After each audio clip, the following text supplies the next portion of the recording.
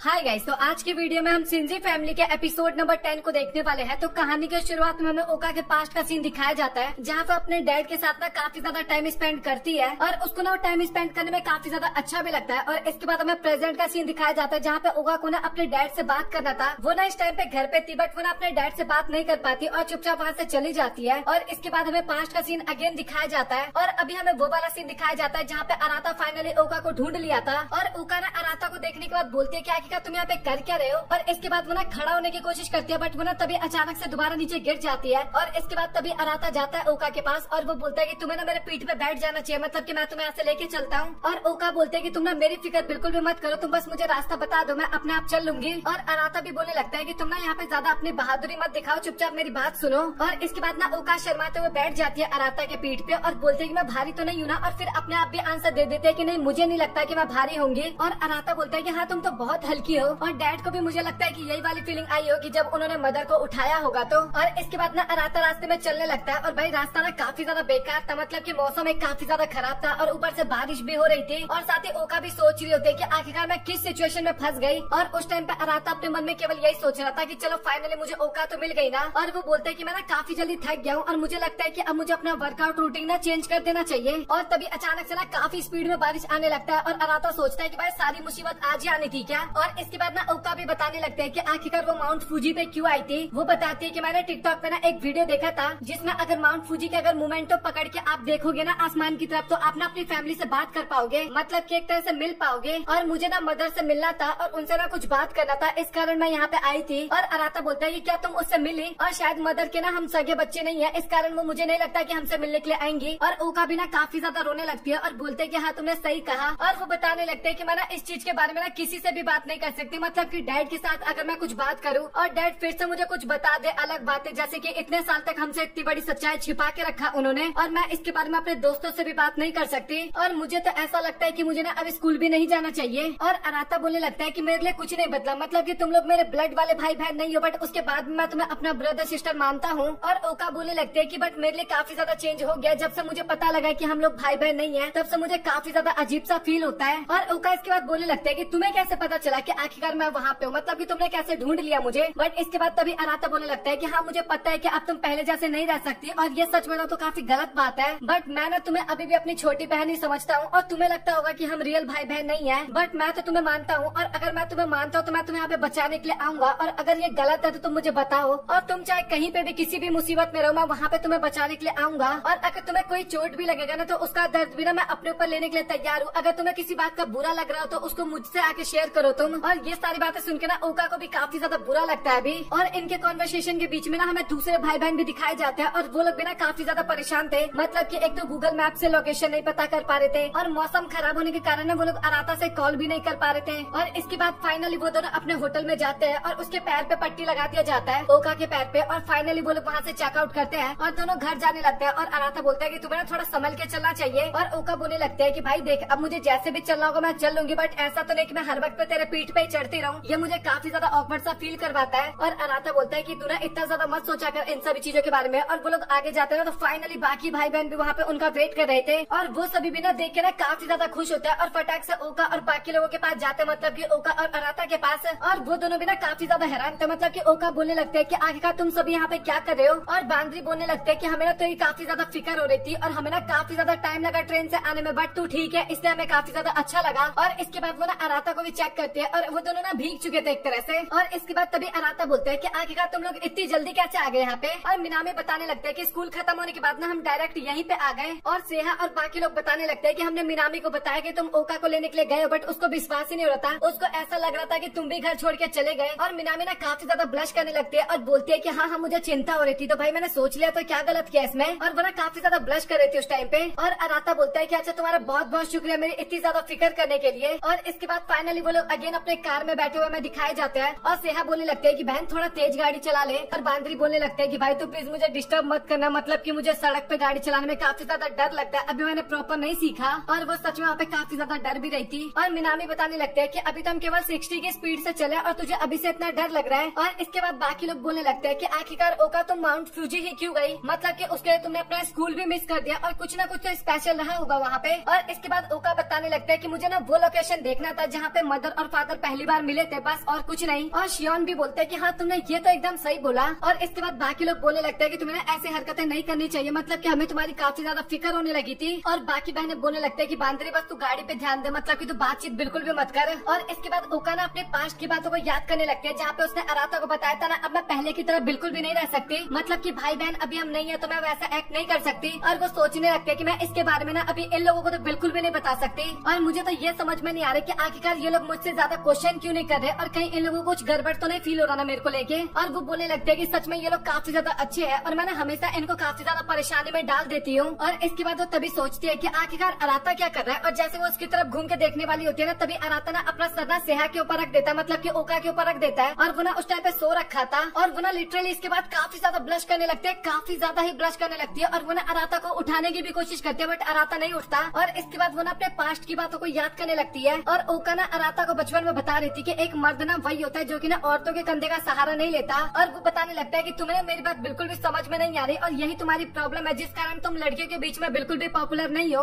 और वो बोलने लगता है कि तुम्हें पता है ना कि डैड ने कैसे मर्द वाला काम किया था, माउंटेन के ऊपर मदर की हेल्प की थी उन्होंने, और तुम्हें भी ना ऐसी मेंटेलिटी रखनी होगी। लिटरली भाई क्या ज्ञान दे रही है भाई ये। और इसके बाद अराता भी ना काफी चिल्लाते बोलने लगता है कि ऐसा थोड़ी ना होता है, कभी कभार डैड को भी तो मदद की जरूरत पड़ती होगी और मदर उनकी मदद करती होगी। और एक कपल ना इसी तरीके से आपस में मदद करते हैं एक दूसरे की। और इसके बाद ना ओका डींगे हाँकने लगते हैं, मतलब कि कोई बंदा जो कि काफी ज्यादा स्ट्रांग हो और अपने आप पे केवल डिपेंडेंट हो, केवल मैं तो उसी के पास जाने वाली हूँ, मतलब कि वही मुझे इम्प्रेस कर सकता है। और अराता बोलने लगता है कि फिर तो तुझे मिल ही गया लड़का, मतलब कि तो पूरी लाइफ सिंगल ही रही है फिर तो। और इसके बाद ना फाइनली सभी लोग घर पे पहुंच गए थे और सभी लोग ना कार से निकलते हैं और सभी को नींद भी आता काफी ज्यादा। और इसके बाद ना ओका अराता को उठाने लगते हैं, बट वो नहीं उठता वहाँ पे। और इसके बाद वो तभी चेक करती है ना अराता को, तो भाई उसको पता लगता है कि उसको ना काफी तेज फीवर हो रखा है। और ये देख के ना बाकी सब लोग काफी ज्यादा घबरा जाता है। और इसके बाद शियोन ना अराता को उठा के ना उसके रूम में लेके जाता है, मतलब कि रूम में लिटा देता है बिस्तर पे। और इसके बाद हमें अगले दिन का सीन दिखाया जाता है स्कूल का, जहाँ पे ओका की फ्रेंड ना ओका के पास आते बात करने के लिए। और वो लोग बोलने लगता है कि आखिरकार तुम्हारे पैर को क्या हुआ और आखिरकार तुम इतने दिन से स्कूल क्यों नहीं आ रही थी। और ओका बताने लगता है कि वो ना अपने रिलेटिव्स के घर गई थी और वहाँ पे ना उसका पैर स्लिप हो गया। और इसके बाद तभी उसके फ्रेंड बोलने लगते हैं कि आज तुम तो आ गई बट अराता आज नहीं आया। और इसके बाद ना ओका ना अपने मन में सोचने लगता है कि गोरिल्ला को कैसे बुखार आ सकता है, मतलब कि वो तो काफी ज्यादा स्ट्रांग होते हैं ना। और उसके दिमाग में ना केवल अराता की बातें चल रही थी, मतलब कि अराता उसके दिमाग से निकल ही नहीं रहा था। और इसके बाद हमें घर का सीन दिखाया जाता है, जहाँ पे बांदरी ने अराता के लिए खाना बनाया था। और वहाँ पे कोतनो और मिनामी होते हैं और बांदरी बोलते हैं कि आखिरकार अराता को खाना देने के लिए कौन जाएगा।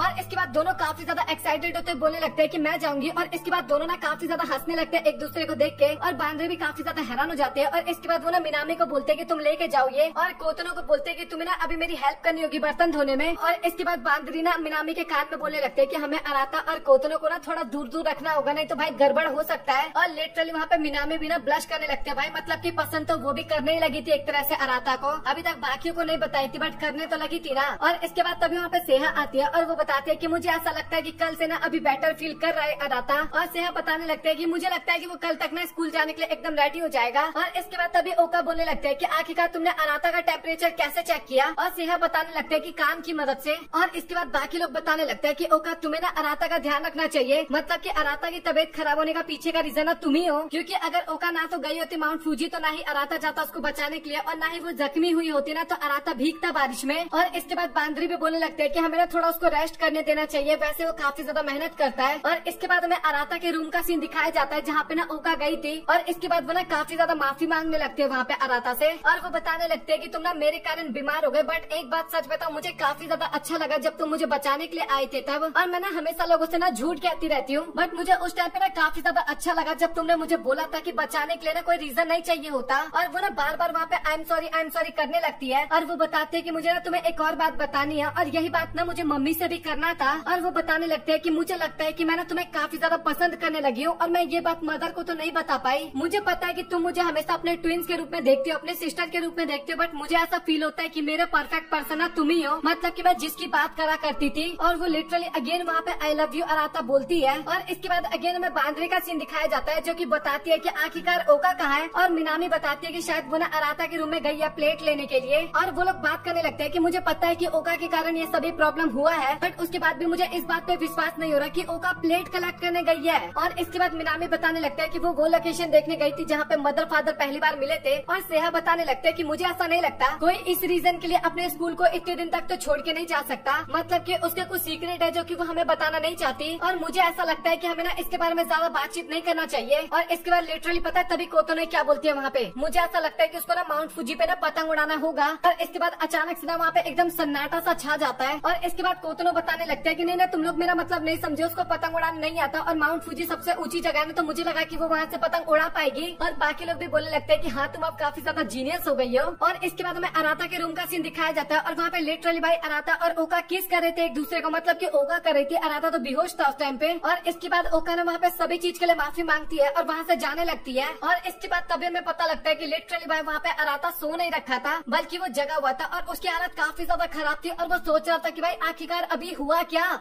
तो इसी के साथ इस वीडियो को करते हैं हम यहाँ पे खत्म। और सच बताऊं तो भाई आज का एपिसोड काफी ज्यादा मजेदार था, मुझे तो काफी ज्यादा अच्छा लगा। आप लोग अपना ओपिनियन बताओ और अगर आप लोगों को वीडियो पसंद आए तो वीडियो को लाइक कर देना और चैनल को सब्सक्राइब कर देना। सो मिलता है आप लोगों से अगली वीडियो में, तब तक के लिए गुड बाय।